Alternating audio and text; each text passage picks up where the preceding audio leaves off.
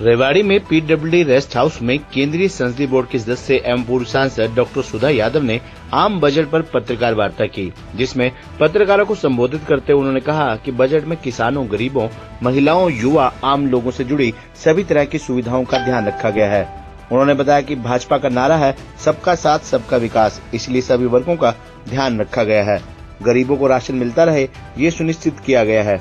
उन्होंने कांग्रेस के हरियाणा मांगे हिसाब यात्रा को भी ढकोसला बताया। उन्होंने कहा हुड्डा अपने कार्यकाल के कार्यों का श्वेत पत्र जारी करें। उन्होंने कहा सभी प्रांतों का इस बजट में ध्यान रखा गया है।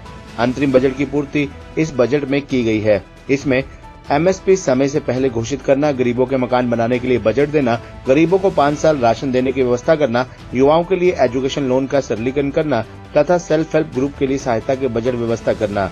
10 वर्ष में जो इंफ्रास्ट्रक्चर जो पटरी पर आया है, चाहे सड़क मार्ग हो या रेल मार्ग हो, उसको गति देने के लिए बजट की व्यवस्था करना। सरकार सबका साथ सबका विकास की नीति पर काम करके 2047 में विकसित भारत बन सके, ऐसी व्यवस्था स्थापित करने की दिशा में ये बजट एक सराहनीय कदम है। इस अवसर पर उनके साथ नवनिर्वाचित अध्यक्ष डॉक्टर वंदना पोपली, पूर्व जिला अध्यक्ष प्रीतम चौहान, सत्यदेव यादव, ईश्वर चनीजा, जिला महामंत्री, मीडिया सह प्रभारी प्रवीण शर्मा, महिला मोर्चा अध्यक्ष कविता गुप्ता, दीपक भारद्वाज, अशोक कोसलिया व सभी मंडल अध्यक्ष मौजूद रहे। खबरनामा हरियाणा के लिए रेवाड़ी से राजेश शर्मा की रिपोर्ट। जैसा कि आप सब लोग जानते हैं कि भारतीय जनता पार्टी के यशस्वी प्रधानमंत्री आदरणीय नरेंद्र मोदी जी के नेतृत्व में इस देश में तीसरी बार एनडीए की सरकार बनी है। एनडीए की सरकार बनाने के लिए देश के मतदाताओं ने जो हमारा साथ दिया, उसका मैं तहे दिल से आभार व्यक्त करती हूँ कि उन्होंने हमें अपना विश्वास और अपनी आस्था जगाई है।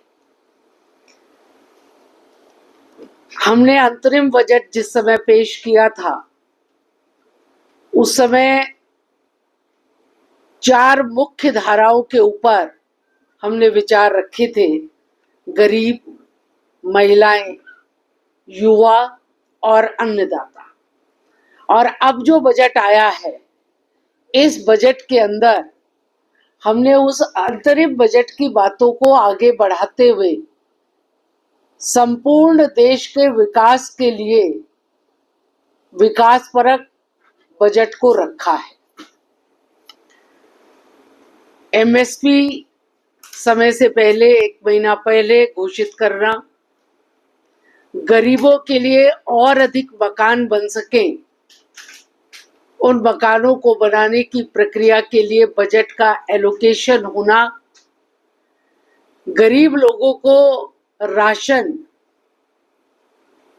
अगले 5 वर्षों तक भी मिलता रहे, उसकी व्यवस्था को सुनिश्चित करना, स्वरोजगार के लिए युवाओं के नए प्रशिक्षण कार्यक्रमों को तय करने के लिए उसके बजट को आवंटित करना और महिलाओं के सेल्फ हेल्प ग्रुप को आगे बढ़ाने के लिए और वो भी स्वरोजगार परक योजनाओं को लागू कर सके, उसके लिए भी बजट का आवंटन करना। चारों वर्गों के लिए बजट आवंटित करके शिक्षा के क्षेत्र में नए आयाम को स्थापित करने के लिए एक बजट को देना और युवाओं को एजुकेशन लोन को सरलीकरण करते हुए वो आसानी से उच्च शिक्षा का बजट ले सके, इसकी व्यवस्था को करना।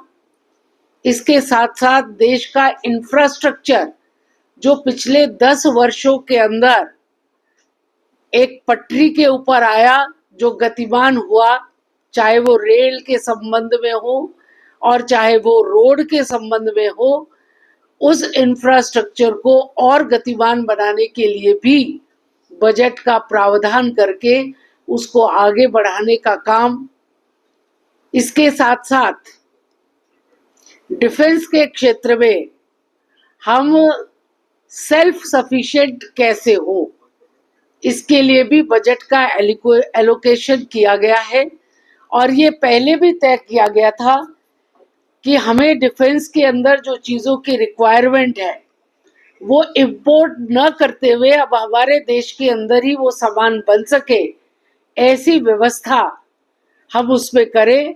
और लगभग 96 आइटम ऐसे हैं जो हमारे देश के अंदर बनाने की प्रक्रिया के अंदर आए हैं, और अब तो हम बड़े बड़े प्लेन्स बना करके भविष्य के अंदर इंपोर्ट न करके एक्सपोर्ट की स्थिति में भी आएंगे।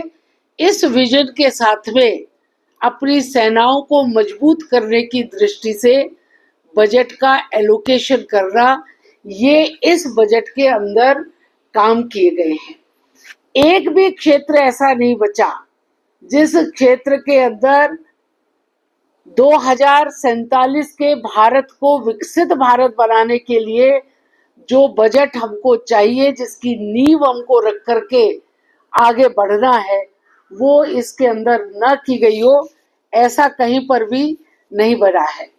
ऊर्जा की सुरक्षा की दृष्टि से लोन दे करके और सोलर एनर्जी, सोलर पावर को बढ़ावा देने के लिए घरों में भी सोलर पावर बने और बिजली का उत्पादन करने में हम सक्षम हो पाए, अपनी जरूरतों को पूरा करें, इसके लिए भी बजट एलोकेट किया। और गरीब लोगों को भी इसमें सरकार की सहायता से सोलर प्लांट लगा करके उनके घरों में बिजली पहुंचाने का भी प्रावधान इसके अंदर किया गया है। विभिन्न क्षेत्रों के अंदर रिसर्च, डेवलपमेंट और इनोवेशन के लिए भी इस सरकार ने इस बजट के अंदर प्रावधान किया है। और बहुत सारे रिफॉर्म्स जो देश के अंदर होने हैं अगली पीढ़ी के लिए, उनको भी ध्यान में रखते हुए हमने रिफॉर्म्स की दिशा में भी आगे काम किया है। कौशल प्रशिक्षण के लिए 1.48 लाख करोड़ रुपए का भी प्रावधान किया गया है। प्रशिक्षण देने के लिए भी महिलाएं जो काम करती है उनके लिए और अधिक हॉस्टल्स बन सके, इसके लिए भी सरकार ने प्रावधान किया है। कहने का तात्पर्य ये है कि सामान्य जन का जीवन स्तर आगे बढ़ सके, हर घर को जल, नल और हर व्यक्ति को घर मिल सके, इस दिशा में भी काम किया। सीमाओं की सुरक्षा के लिए आवश्यक चीजों को बनाने का भी काम किया। हमने अपनी नीतियों के अंदर जो स्टार्टअप इंडिया का विचार किया था, उस स्टार्टअप इंडिया को आगे बढ़ाने के लिए भी बजट का प्रावधान किया है। और आज देश के अंदर 125 1 लाख, 1.25 लाख स्टार्टअप्स देश के अंदर काम कर रहे हैं।